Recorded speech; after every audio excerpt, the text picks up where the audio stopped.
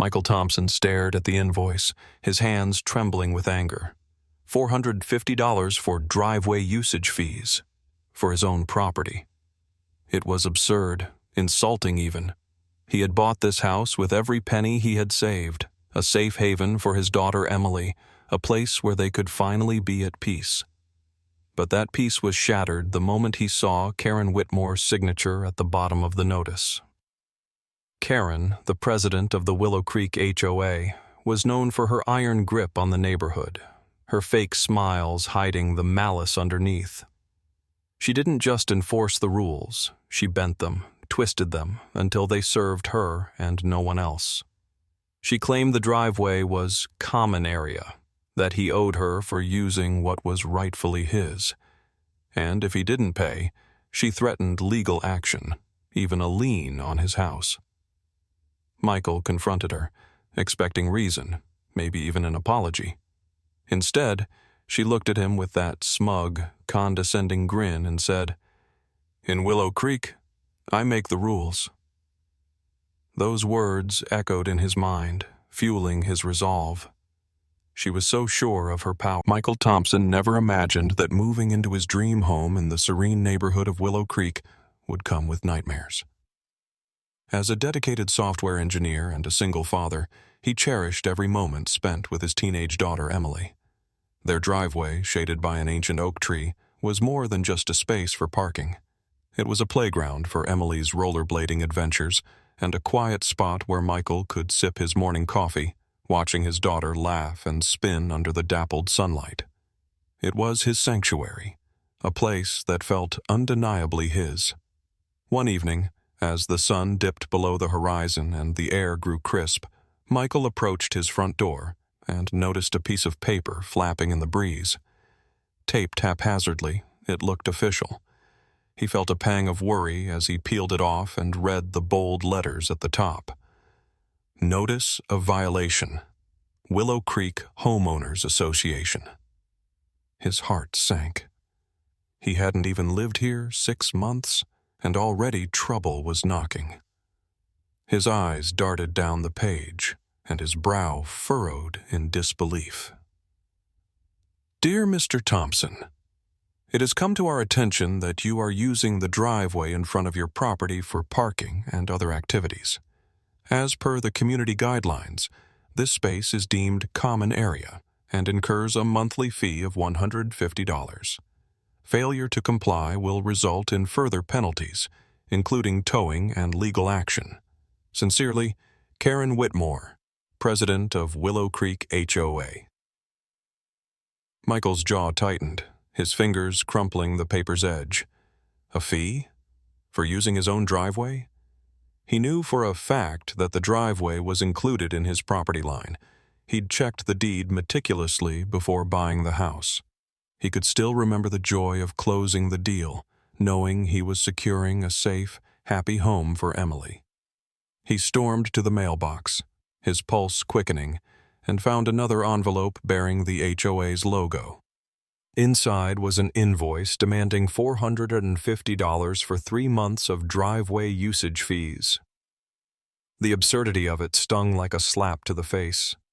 It felt like a shakedown, plain and simple. Who charges someone for using their own driveway? His mind raced with questions. How could this be legal? Why wasn't he informed of any such rule? And who was this Karen Whitmore to dictate how he used his own property? Determined to get answers, he decided to confront her the next day. The following afternoon, Michael found Karen by the community garden, clipboard in hand, and a self-satisfied grin plastered on her face. She was meticulously inspecting the flower beds, barking orders at a landscaper who looked like he'd rather be anywhere else. "Karen," Michael called, his voice firm. "We need to talk." She turned slowly, her eyes glinting with a mix of amusement and condescension. "Oh, Michael, settling in all right?" He held up the notice and invoice. "What's this about charging me for my own driveway? There has to be some mistake." Karen's smile widened, a patronizing chuckle escaping her lips. "Oh, Michael, you must be new here. In Willow Creek, all driveways are technically common areas. It's in the amended guidelines. Michael's heart skipped a beat. I never agreed to that. When was this amendment made? Karen's eyes sparkled with a perverse sense of satisfaction. It was approved before you moved in. It's not my fault you didn't read the fine print. All homeowners are expected to comply. Michael's stomach churned with anger. That's ridiculous. I checked my deed. The driveway is on my property line. Karen's demeanor hardened. Her voice dropped to an icy, authoritative tone. Listen, Michael. Around here, we follow the HOA's rules. Pay the fees or face penalties. It's that simple. She turned on her heel and strutted away, clipboard clutched like a weapon of control. Michael stood there, fists clenched, watching her figure shrink in the distance. His sanctuary was under attack, and the threat wasn't just some paperwork, it was Karen. The realization hit him like a punch to the gut. Karen wasn't enforcing rules, she was exploiting them. And if she thought he would roll over without a fight, she was sorely mistaken. Michael couldn't shake the anger burning inside him. The thought of paying for the right to use his own driveway was absurd, and Karen's smug grin haunted him. Determined to fight back, he decided to dig deeper. Late into the night, his dining table became a sea of papers as he sifted through every document he received when buying the house. Property deeds, mortgage agreements, HOA covenants. He read each page with a meticulous eye. But no matter how hard he looked, there was nothing about his driveway being a common area. His pulse quickened with hope, but hope wasn't enough. Michael needed undeniable proof. The next morning he drove to the county recorder's office, a dull gray building that smelled of dust and old paper. The clerk, an elderly man with wire-rimmed glasses, handed him a copy of his property deed. Michael's eyes scanned the document, his heart racing. There it was, clear as day. His driveway was within his property line. It was his, legally and undeniably. He couldn't help but smile, feeling a surge of confidence. Karen didn't stand a chance. That evening, Michael attended the monthly homeowners meeting, determined to confront Karen. The room was filled with neighbors who whispered in hushed tones, their faces tense with anxiety. Karen stood at the front, her posture rigid, exuding an air of authority. She spoke with rehearsed charm, her words dripping with false concern for the community's well-being. Michael felt his blood boil. When she opened the floor for questions, he seized the moment. Karen, I checked the deed. The driveway is on my property. You have no right to charge me for using it. Karen's face didn't falter. She barely looked up from her clipboard, her voice cold and dismissive. I'm not interested in what the county says. Here in Willow Creek, I make the rules. The room went silent. Michael looked around, hoping for support, but the residents avoided his gaze, their faces pale with fear. He realized then that Karen's power went beyond rules. She ruled through intimidation. Michael refused to back down. Show me the amendment, he demanded. I want to see where it says you can charge me for my own property. Karen's eyes narrowed, her lips curling into a condescending smirk. Fine. But until then, you'll continue to receive invoices, and if you don't pay, expect a lien on your house. The words hit Michael like a punch to the gut. A lien could ruin his credit, jeopardize his home, everything he worked so hard for. He felt a chill run down his spine as he realized the extent of Karen's control. She wasn't just enforcing rules, she was weaponizing them. But Karen didn't know who she was dealing with. Michael wasn't just a software engineer. He also had a law degree. He had spent years studying contracts, property rights, and legal loopholes. If Karen wanted a fight, she would get one. Leaving the meeting, Michael's anger solidified into resolve. He needed to know how far Karen's corruption went. He started talking to neighbors, piecing together a disturbing pattern. One by one, they shared their stories, their voices trembling as they recounted Karen's extortion. An elderly woman, Mrs. Jenkins, revealed that she had paid over $2,000 in garden maintenance fees, even though she didn't use the community garden. Her hands shook as she described Karen's threats of eviction if she refused to comply. She told me I'd be homeless," Mrs. Jenkins whispered, tears glistening in her eyes. Michael's chest tightened with fury. This wasn't just about his driveway. It was about justice. Karen had bullied and exploited an entire community, preying on their fear. His decision was made. It was time to take action. Michael began gathering evidence: letters, invoices, testimonies, all proof of Karen's abuse of power. He knew he was up against a cunning manipulator, but he wasn't alone. For the first time, the community had hope, and Michael was ready to lead the fight. As he stood on his driveway that night, the old oak tree casting shadows on the pavement, Michael felt a renewed sense of purpose. This was his home, his sanctuary, and no one, not even Karen, would take that away from him. Michael knew that if he was going to take down Karen, he needed solid evidence. Not just words or complaints. He needed irrefutable proof of her corruption, and he knew exactly where to find it. HOA financial records were public by law, and Karen was legally obligated to provide them. But of course, nothing was ever that simple with her. When Michael formally requested the documents, Karen's reaction was as predictable as it was infuriating. Her mouth tightened, eyes narrowing as she hissed, "Those records are confidential. You have no right to see them." Her defiance was almost laughable, but Michael didn't find it amusing. He could see right through her facade. She was hiding something, and the more she resisted, the more certain he became. Unfazed, Michael filed an official request under the state's Homeowners Association Act, a law she couldn't ignore. A week later, Karen grudgingly handed over a stack of files, her face twisted in contempt. Her fingers gripped the folders so tightly that her knuckles turned white, and for a brief moment, Michael saw panic flicker in her eyes.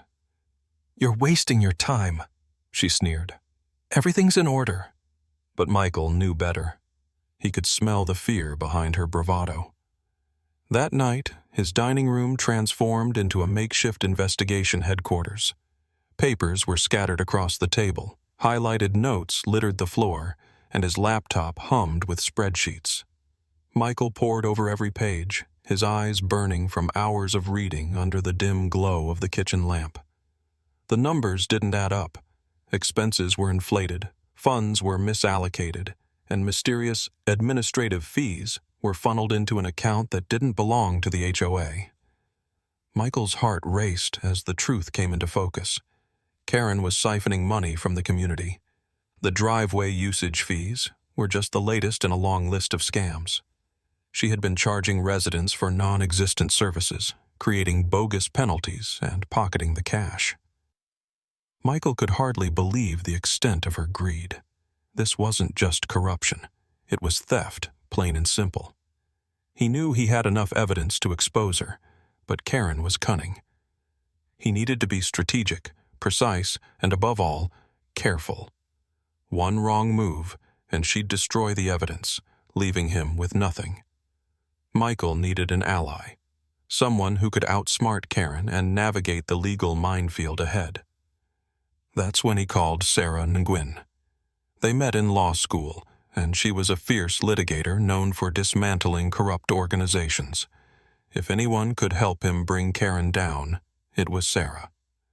They met at a small cafe, their conversation intense and hushed as they outlined their strategy.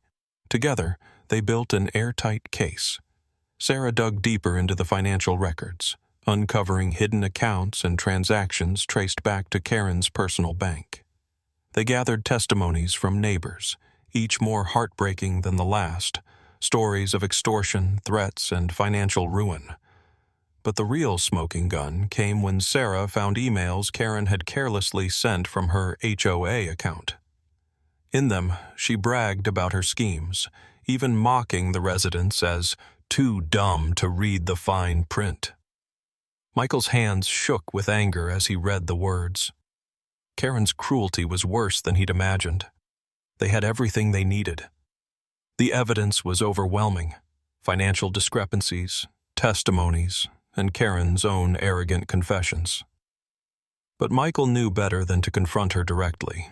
Karen was dangerous, manipulative, and shameless.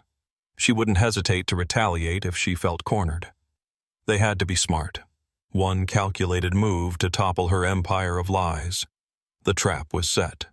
Michael and Sarah just needed the right moment to spring it. And when that moment came, Karen would finally pay for everything she'd done. The community hall buzzed with whispers as Michael and Sarah entered, armed with thick folders of evidence. Karen sat at the head of the table, exuding her usual arrogance, her eyes gleaming with anticipation. "Well, well," she sneered. "Here to pay up, Michael? Smart choice." Michael's expression remained calm. "Not quite. I'm here to inform you that your reign of extortion is over."